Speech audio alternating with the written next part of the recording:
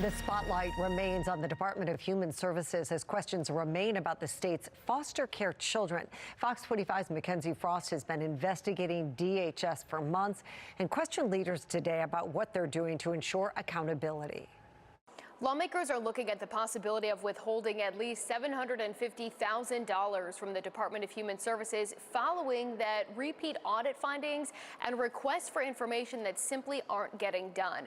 But following the death of a child in the state's foster care, we're pressing leaders why this sudden push for accountability didn't come sooner. As budget hearings begin to unfold, hey, we're live. The Department of Human Services continues to face questions about oversight for foster care children. Members of a House committee learned the number of Maryland kids in out-of-home placements increased 7.5% in budget year 2025, and foster care caseloads overall increased 31%. When it comes to hospital overstays, which the state is already facing a lawsuit over, the numbers are growing. Between October 2023 and September 2024, there were 97 admissions to medical hospitals and 216 admissions to psychiatric hospitals. In that same time period, 1 year later, there were 717 medical hospital admissions and 511 psychiatric admissions. For hotel placements, which ended after the death of 16-year-old Kanaya Ward in September last year, the average length of stay for a foster care child in Maryland was 38 days. So first I want to say that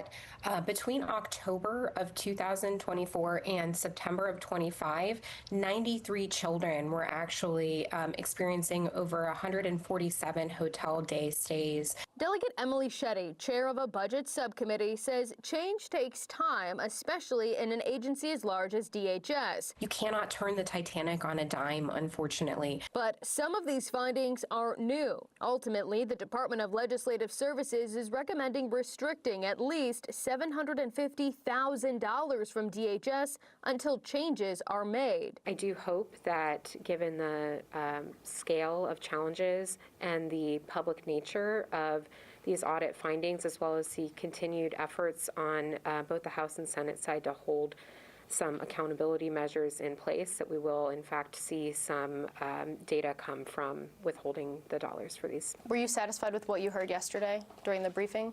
I think we'll have some continued conversations. Tuesday, we questioned Senate President Bill Ferguson on withholding funding since the Senate gets the budget first this year. I think at DHS, we've seen too many problems and too many repeat problems.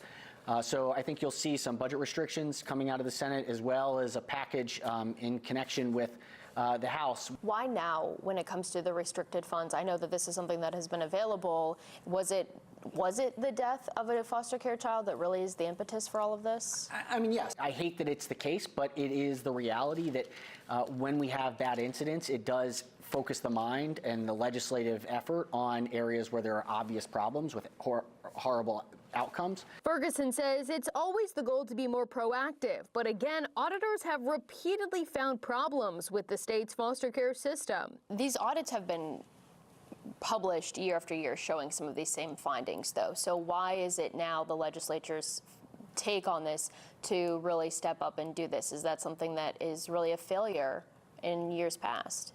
I think that the things that get attention there are a myriad of issues within state government. I regret that it took the death of an individual for us to have a targeted focus.